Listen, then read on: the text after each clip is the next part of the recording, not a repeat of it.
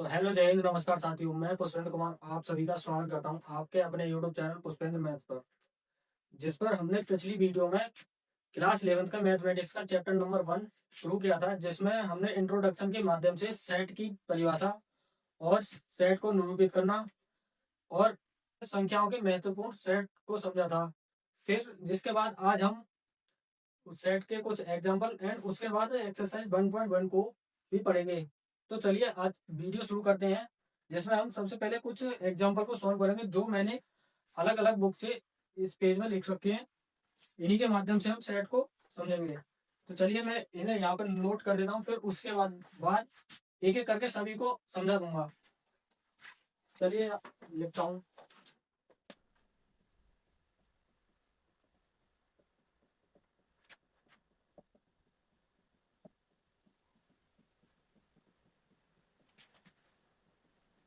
मैं लिखिए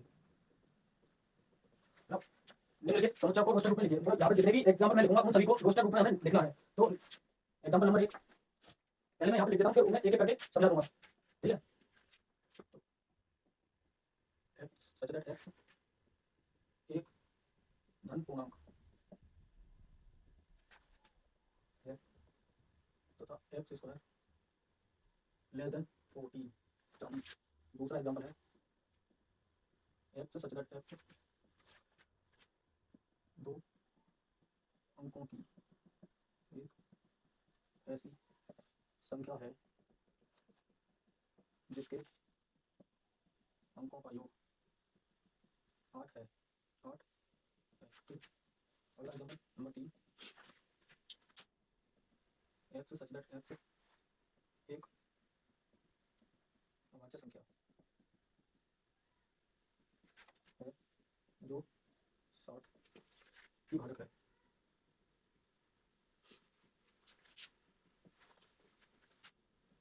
ये आपका समीकरण x square plus x minus के 2 बराबर 0 के मूलों का समुच्चय। तो ये वो सभी एग्जांपल्स हैं जिन्हें हम रोस्टर रूप में लिखेंगे। इसके बाद कुछ एग्जांपल्स और हैं जिनको भी हम रोस्टर रूप में समझेंगे। तो चलिए शुरू करते हैं एग्जांपल नंबर 1 से। एग्जांपल नंबर 1 जिसमें बोला है एक्स सच दैट एक्स एक धन पूर्णांक है तथा एक्स स्क्वायर जिसका मान 40 से छोटा है। ठीक है। तो ऐसी कौन कौन सी संख्या है जिनका स्क्वायर करने पर उनकी वैल्यू 40 से कम रहती है? तो वो रहती है 1 2 3 4 5 और 6। यानी कि इन सभी संख्याओं का अगर यदि हम स्क्वायर करें तो उनकी वैल्यू, इन सभी की स्क्वायर की वैल्यू 40 से कम रहती है। इन्हीं को ही हम रोस्टर रूप में लिखेंगे। तो ये हो जाएगा ये बराबर करली ब्रैकेट 1 2 3 4 5 6। तो ये इसका रोस्टर रूप हो गया। तो चलते हैं अगले एग्जांपल। एग्जांपल नंबर 2 जिसमें बोला है एक्स सच दैट एक्स दो अंकों की एक ऐसी संख्या है जिसके अंकों का योग 8 है। यानी कि दो अंकों की ऐसी संख्या लेनी है जिनके अंकों का योग 8 होगा। ठीक है। तो लिखते हैं दो अंकों की एक तो 8 होगा। 8 को हम लेंगे नहीं क्योंकि ये एक अंक की संख्या है। तो इसके बाद जो 17 बनेगी, 17 के अंकों को जोड़ेंगे तो 8 हो जाएगा। इसके बाद बनेगी 26 के बाद 25 वो सॉरी 35 के बाद 44, 44 के बाद हो जाएगा हमारा 53, 53 के बाद हो जाएगा हमारा 62, 71 और 80। तो ये हमारी वो सभी संख्याएं हैं जिनके दो अंकों की वो सभी संख्याएं हैं जिनके अंकों का योग हमारा 8 होता है। तो ये इस प्रकार से इसका भी हमारा रोस्टर रूप हो गया। अगला एग्जांपल जिसमें बोला है एक्स सच दैट एक्स एक अभाज्य संख्या है जो 60 की भाजक है। यानी कि 60 के फैक्टर। ठीक है। 60 के फैक्टर कौन कौन से होते हैं? 60 के फैक्टर लिखे हैं यहाँ पे। 60 के फैक्टर होते हैं हमारे 4 गुणा 15, 15 को 3 गुणा 5 2 2। इसके जो फैक्टर होते हैं 2 की स्क्वायर गुणा 3 गुणा 5। तो इसको रोस्टर रूप में लिखने के लिए सी बराबर करली ब्रैकेट दो, यहाँ पे दो बार है तो यहाँ पे दो बार नहीं लेंगे, क्यों एक बार ही लेनी है क्योंकि सेट में सभी अवयव एक बार ही यूज होते हैं, कोई भी अवयव। तो यहाँ पे दो हो गया, दो के बाद 3 5। तो इस प्रकार से ये 60 के फैक्टर्स का रोस्टर लूप हो गया। ठीक है, तो अगला एग्जांपल, समीकरण ये दे रखा है x square plus x minus 2 के मूलों का समुच्चय। इसके जो मूल आएंगे वो आएंगे माइनस के, यहाँ पे सॉल्व कर लेते हैं, एक्स स्क्वायर प्लस के 2x माइनस के 1 यानी x माइनस के 2 बराबर 0। तो x common, x plus 2 minus 1 और x प्लस 2, यहाँ पे x की जो वैल्यू आएगी वो आएगी 1 कॉमा माइनस 2। इस प्रकार से इसका रोस्टर लूप हो जाएगा d बराबर करली ब्रैकेट माइनस 2 कॉमा 1। ठीक है, इस प्रकार से इन सभी एग्जाम्पल को हमने रोस्टर रूप में लिख दिया। इसके बाद कुछ और एग्जाम्पल हैं जो हमें रोस्टर रूप में ही लिखने हैं, तो चलिए उनको भी सॉल्व करते हैं।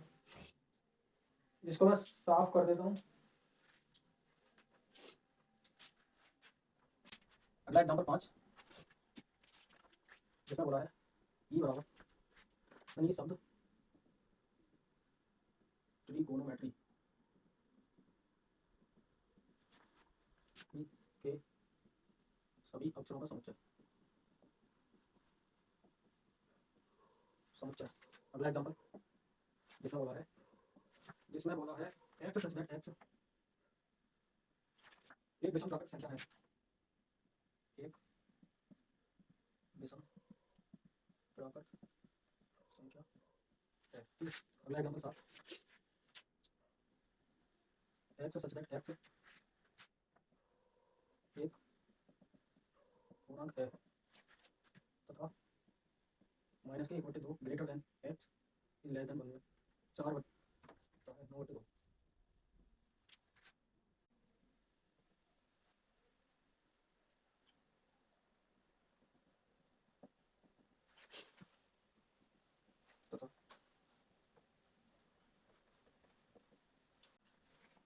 तो ये और कुछ एग्जाम्पल हैं जिनको हम रोस्टर रूप में लिखेंगे। तो चलिए शुरू करते हैं। एग्जाम्पल नंबर 5 जिसमें बोला है शब्द त्रिकोणमिति के सभी अक्षरों को रोस्टर रूप में लिखना है। तो लिखते हैं ई बराबर, रोस्टर रूप में लिखते समय सभी अवयव एक एक बार यूज होने चाहिए। तो यहाँ पे टी है, टी के आर कॉमा आई के बाद जी के बाद ओ एन, एन के बाद ओ आएगा। ओ को यहाँ इस वाले ओ को हम यूज नहीं करेंगे क्योंकि ओ पहले इसमें हमने यूज कर लिया, तो इस वजह से इसको यूज नहीं करेंगे। इसको छोड़ के अगला अगला शब्द है इसमें एम, एम हो जाएगा, फिर ई हो जाएगा, ई के बाद टी आएगा। टी को भी यूज नहीं करेंगे क्योंकि टी हमने पहले यूज कर लिया है। इसी प्रकार से हम टी को यहाँ पे छोड़ देंगे और आर को भी छोड़ेंगे, आर को भी हमने पहले यूज कर लिया है। तो यहाँ पे लास्ट शब्द हो जाएगा वाई। तो इस प्रकार से ये त्रिकोणमिति शब्द का रोस्टर रूप हो गया। ठीक है, अगला एग्जांपल 7 जिसमें बोला है एक्स सच दैट एक्स एक विषम प्राकृत संख्या है। ठीक है, विषम प्राकृत संख्या होती है हमारी 1, 3, 5, 7, 9, इसी प्रकार से अनंत तक जाती है। तो ये हमारा विषम प्राकृत संख्याओं का रोस्टर रूप हो गया। ठीक है, एफ बराबर। तो अगला एग्जांपल जिसमें बोला एक्स सच दैट एक्स एक पूर्णांक है तथा माइनस के 1/2 से बड़ा है तथा 9/2 से छोटा है। ठीक है, इसको 1/2 यानी कि 1/2 से बड़ा 0 हो जाएगा। ठीक है, 0 के बाद 1, 2, 3, 4, 4 के बाद 9/2 की जो वैल्यू होती है वो होती है 4/5। इस प्रकार से ये 4 तक ही होगा। 9/2 की वैल्यू होगी 4/5, सॉरी 4.5 यानी 9/2। तो इसका जो रोस्टर रूप होगा वो होगा हमारा जी बराबर, यहाँ पे 0, 1, 2, 3, 4, 4 तक, मतलब 0, 1, 2, 3, 4।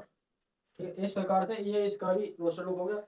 अगला एग्जांपल जिसमें बोला एक्स सच दैट एक्स एक पूर्णांक है तथा एक्स स्क्वायर की वैल्यू या तो 4 के बराबर है या 4 से छोटी है। ठीक है, तो एक्स एक ऐसी संख्या है जिसका स्क्वायर करने पर उसका वैल्यू जो आएगी या तो 4 के बराबर आएगी या 4 से छोटी आएगी। तो इसकी जो वैल्यू है वो है यहाँ पर -2, -1, 0, 1, 2। ये वो सभी संख्या हैं जो जिनका स्क्वायर करने पर या तो ये 4 के बराबर आएंगी या 4 से छोटी आएंगी। तो इसलिए ये इसका रोस्टर रूप हो गया h बराबर। तो ये वो सभी एग्जाम्पल थे जिनको हमने रोस्टर विधि के माध्यम से समझा, सॉरी रोस्टर रूप में लिखा। इसके बाद कुछ एग्जाम्पल और हैं जो हमें समुच्चय निर्माण रूप में लिखने हैं। तो चलिए उनको भी इसी प्रकार से मैं पहले यहाँ पर लिखूंगा, फिर एक एक करके उन्हें भी समझाऊंगा।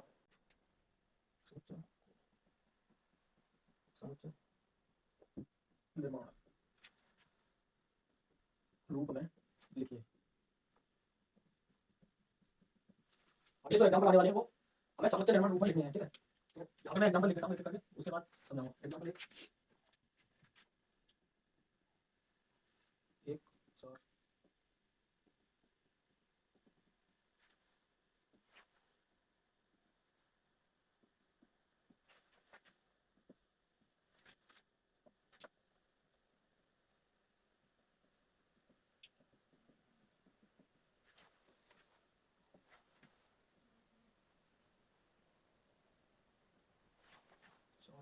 4/5।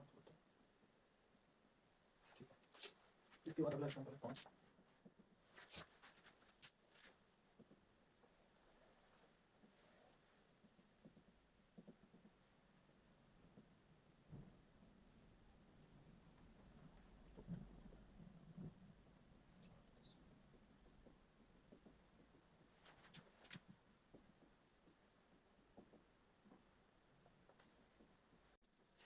तो ये सभी वो एग्जाम्पल हैं जिनको हम समुच्चय निर्माण रूप में लिखेंगे।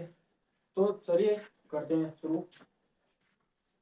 एग्जाम्पल नंबर 1 जिसमें बोला है a बराबर 1,4,3 के मतलब 1, 4, 9, 16 और 25 इसी से आगे चल रहा है। तो इसको लिखते हैं हम, ये 1 का स्क्वायर है और ये 2 का स्क्वायर है, ये 3 का स्क्वायर है, ये 4 का स्क्वायर है और ये हमारा 5 का स्क्वायर है।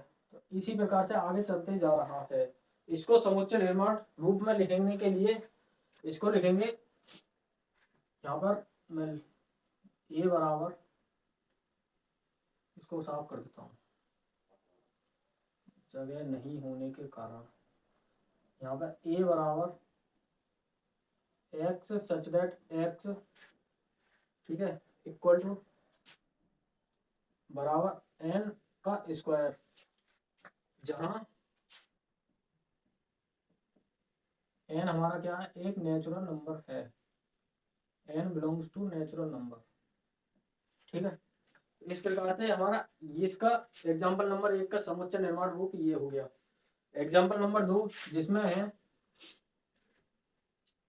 3 गुणा 1, 3 गुणा 2, 3 गुणा 3 और इसको बोले 3 गुणा 4।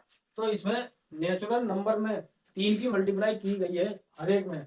जैसे 1 में 3 की मल्टीप्लाई, 2 में 3 की, 3 में फिर से 3 की और यहाँ 4 में। तो इस प्रकार से नेचुरल नंबर में 3 की गुणा की गई है। तो इसका समुच्चय निर्माण रूप हो जाएगा b बराबर x such that x equal to n, 3 गुणा n। तो यहाँ पर जहां n क्या है हमारा, n belongs to natural number and जो x n की जो वैल्यू है 1 से तो बड़ी है और 4 या 4 से 4 के बराबर है या तो 4 से छोटी है। ठीक है, इस प्रकार से ये हमारा इसका भी समुच्चय निर्माण रूप हो गया।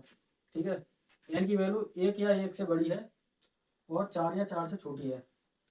अगला एग्जांपल जिसमें बोला 5, 25। तो ये यहाँ पे 5 की पावर 1 गुणा 5 की पावर 2, 5 की पावर 3 पावर 4। इसी प्रकार से ये होगा इसका समुच्चय निर्माण रूप C बराबर x सच दैट x, ठीक है, x C बराबर x सच दैट x बराबर 5 की पावर n, जहाँ हमारा n क्या है, n belongs to natural number and value क्या है n की, एक या एक के से बड़ी है या इससे 4 से छोटी है, ठीक है।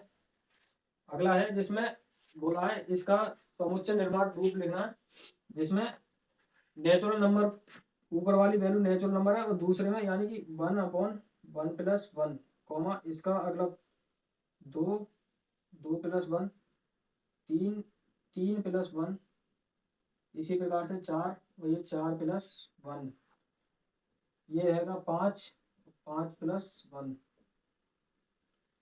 ये यहाँ पे 6 और 6 + 1। इस प्रकार से इसमें ये ऊपर वाले सभी नेचुरल नंबर हैं और यहाँ पे प्रत्येक नेचुरल नंबर में एक जोड़ा गया है। तो इस प्रकार से इसका जो सेट बनेगा समुच्चय निर्माण द्वारा, D बराबर x सच दैट x बराबर n/n+1, जहाँ n हमारा बिलोंग करता है नेचुरल नंबर को और इसकी जो रेंज है वो 1 से लेकर 6 तक है, ठीक है। तो यहाँ से लिखेंगे =n और यहाँ 6। इस प्रकार से ये इसका समुच्चय निर्माण रूप हो गया। लास्ट एग्जांपल जिसमें बोला है इसका भी निकालना है, ये इसको इसको पहले तोड़ते हैं, ये 1 है और नीचे 1 का स्क्वायर +1, ठीक है। अगला है 2 और नीचे 2 का स्क्वायर +1, ऊपर 3 है, 3 का स्क्वायर +1, ठीक है। तो यहाँ पे अगला हो जाएगा 4 और यहाँ 4 का स्क्वायर +1, इसी प्रकार 5 और 5 का स्क्वायर +1, यहाँ 6 6 का स्क्वायर +1 और यहाँ 7 और यहाँ 7 का स्क्वायर +1। इसका जो समुच्चय निर्माण बनेगा E बराबर x सच दैट x बराबर n/n² +1, क्योंकि ऊपर तो नेचुरल नंबर दी रखे हैं और नीचे नेचुरल नंबर के स्क्वायर में हमने एक जोड़ा है, तो ये यहाँ पे हो जाएगा। इसकी जो n की वैल्यू है n belongs to natural number और इसकी रेंज जो हो जाएगी हमारी 1 से लेकर 7 तक, 7 या 7 से छोटी, ठीक है। तो ये हो गए हमारे समुच्चय निर्माण रूप के सभी एग्जाम्पल। इसके बाद कुछ एग्जाम्पल और हैं जो हमें मिलान करने हैं, तो कौन सा रोस्टर रूप का है कौन सा समुच्चय निर्माण रूप का है, ठीक है। उनको भी इसी प्रकार से यहाँ पर लिख देता हूँ, फिर उसके बाद उनको भी समझेंगे, ठीक है। तो मिलान कीजिए। तो यहाँ पे मैं कुछ एग्जाम्पल लिखूंगा जो एक तरफ रोस्टर रूप में होंगे और एक तरफ हमारे समुच्चय निर्माण रूप में होंगे, तो हमें वो मिलान करने हैं कौन सा इसका रोस्टर रूप है या समुच्चय निर्माण रूप है। तो चलिए लिखता हूँ। तो यहाँ पर रोस्टर रूप, यहाँ पर समुच्चय निर्माण रूप, ठीक है।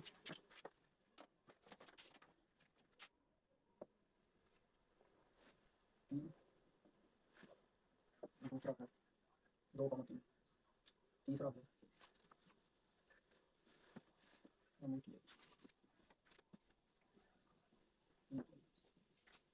नंबर 4, 1 3 5 7 9, 5 हो जाएगा, 6 हो जाएगा, प्रिंसिपल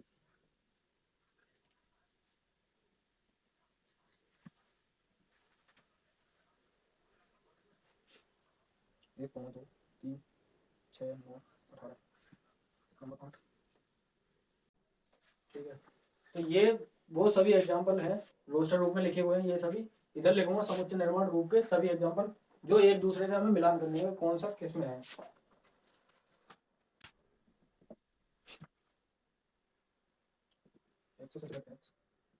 एक अभाज्य संख्या है जो 6 की भाजक है,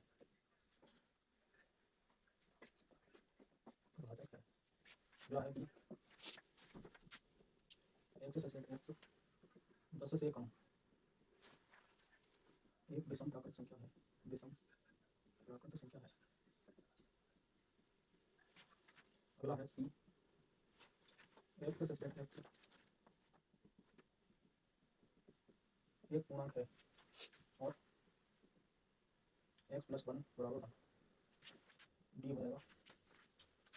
x से सचेट x एक प्राकृतिक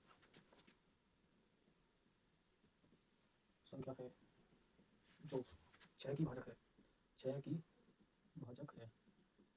इसके बाद 5 हो जाएगा। अब 3 नंबर x से सचेट x मैथमेटिक्स का एक अक्षर है, शब्द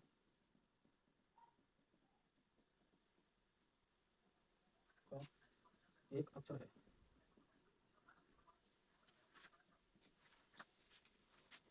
x सचेट x एक पूर्णांक है और x स्क्वायर माइनस 9 बराबर 0 को संतुष्ट करता है।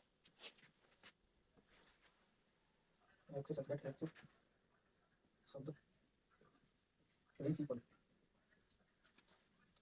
का एक अक्षर है।